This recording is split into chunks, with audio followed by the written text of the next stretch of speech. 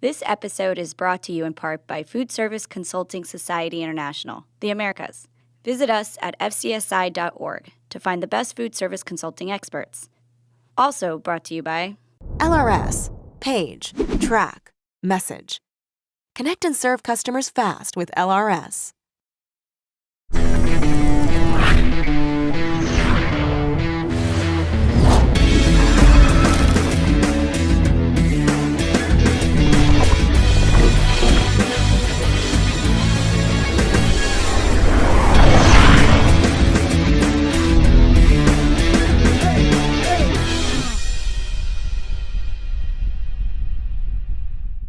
My name is Randy Oles. I'm the Vice President for Support Services at Palos Community Hospital. Palos started really at St. George Hospital in the city of Chicago, and then moved to Palos Heights here in 1972. The hospital opened up as an independent community hospital, which it remains today. My name is Cheri Boublis. I'm the Director of Hospitality Services here at Palos Community Hospital. We provide a broad spectrum of services through nutrition and food service. My name is Katie Freese. I am currently the Director of Patient Access. Typical food service in a hospital was the polar opposite of what a dining experience in a restaurant would be, where people would actually pay for their dining experience. Presentation has not necessarily been placed on the food service department, so in many cases, somewhat underwhelming. In a hospital, it's more like, I am just here to eat my meal so I can get back to work. As we gathered for some of the construction meetings, it really dawned on us that we had an opportunity here to really redefine the entire department. It was an old cafeteria, kind of down in the basement, kind of dingy, to be real honest, and we really needed to upgrade. During that time, they talked about maybe bringing in a consultant that could, pull the pieces together, help create the vision of not only the look, but the operational side of things. I am Christine Guyott, and I am an FCSI consultant. FCSI consultants are passionate about food service. Whether it's operations or design, we're there to make sure that the food service operator gets what they need out of the project. We reached out to Christine from FCSI for expertise. We knew of her ability to do this type of challenging task. She did some in the area. We visited some of the areas that she did. We supplemented our architects that did the new pavilion, and we wanted to get the expertise in the food and nutrition area. When we first sat down with Palos, the goals for the project were to provide the staff an upgraded experience in their retail cafeteria. They also wanted to have a better food service for the patients. They were working out of a very old kitchen, a very old retail. So we wanted to create an environment that was just really an opportunity for people to take an actual break. We knew we had to modernize, so our first phase was is design, to take a look at the space that we had. We got all of the input on the goals and what they want to do for their customers, and we then put it into a space program. The space program then defined how much space we would need for the dining area and for the retail area, and once that was approved, we started the schematic design. At each step of the way, we brought in the food service team and their supervisors to look through the schematic designs, the design development designs, and the elevations. And they had a hand and input in each of those different levels. So by the time we were done with the full project, it really was a collaboration between food service architecture and food service design. One of the biggest challenges we had here when we started the project is that the existing kitchen is in the basement, and the public pathway and the wayfinding was on the floor above. We wanted that flow to be reasonable for our employees in terms of storage of getting product from point A to point B. Do we put the retail on the floor above and keep the kitchen down below, or should we put it all in the basement? And nobody was really fond of putting it in the basement just because you don't have any access to natural light. It's hard for people to find. And so one of the results of that is that architecturally, a grand staircase and a large skylight were added to really direct folks down to the serving area.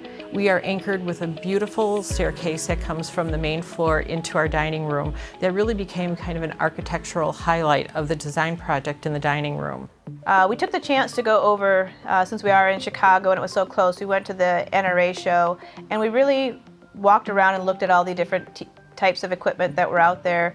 Some of the equipment that we chose to really drive this point home started in some places easy as the dish machine. We had a dish machine that we were going to retain as part of this project, but we were simply going to reposition it. Christine worked with the team to really look at, a category like warewashing, pots and pans, cleaning carts, handling recyclables. All of those things are critical to any food service environment. We focused on something that became a visual element that has had huge impact, which is the pizza oven. The team really knew they wanted to have a good physical presence of a stone hearth oven, and they wanted being in Chicago, they wanted a great pizza program. And it is not only a highlight of the space from an interior standpoint, but it's a highlight of the space for the customers. They really like the pizzas, it's very popular, and they have many options for them every day. And as you round the corner, you see what we consider to be the jewel of the space, which is our salad bar that, with the right lighting, finishes, and merchandising, has really become just a great focal point as people round into the main area. And one of the real design values that we hold is to really keep the traffic flow going one way if we can. Because of the variance in customer volumes, what we did for cashiers is we put one of the cash registers at the coffee area. So in the mornings and on the weekends, there was a place that the cashier could actually do some productive work while they were cashing people out. This really helped them with the low volume time so that they could run the food service department with 2 people, and it could even be 1 person depending on how many staff serving stations they were going to have. Food service employees only have 30 minutes for lunch, so they really need to have a place that they can get some food, get through the registers, and sit down and have that time to themselves. So we did build in a lot of the grab-and-go stations. There's a lot of sandwich, salads, desserts, beverages, a lot of places they can get some good quality food that would fit into their wellness plan.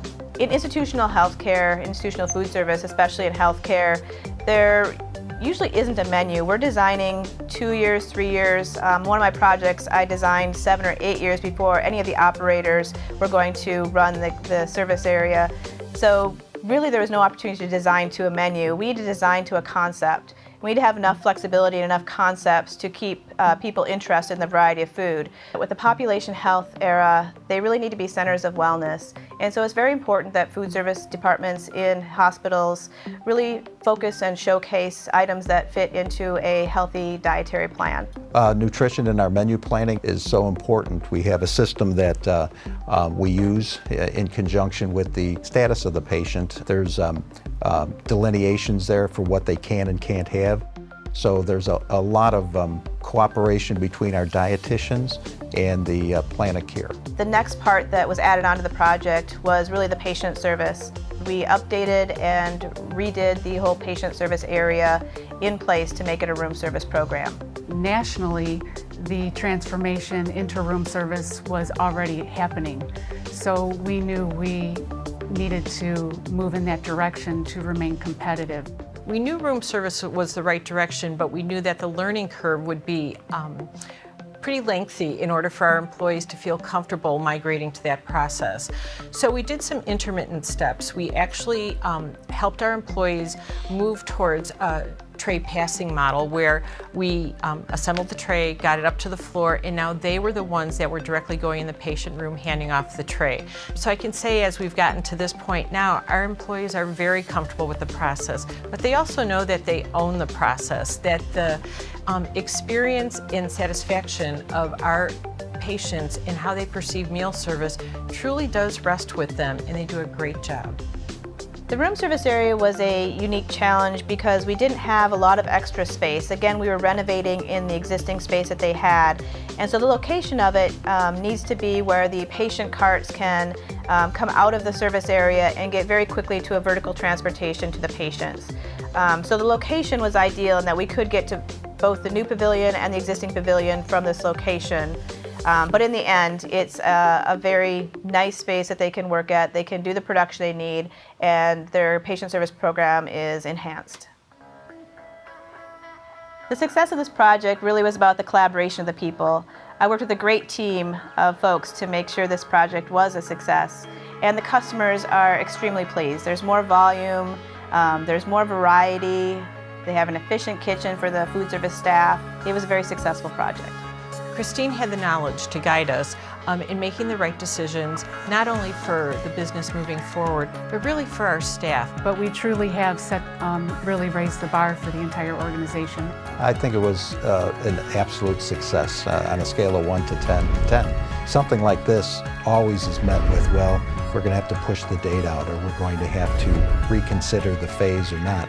This went pretty much, I hate to say like clockwork, but from an overall perspective, it did.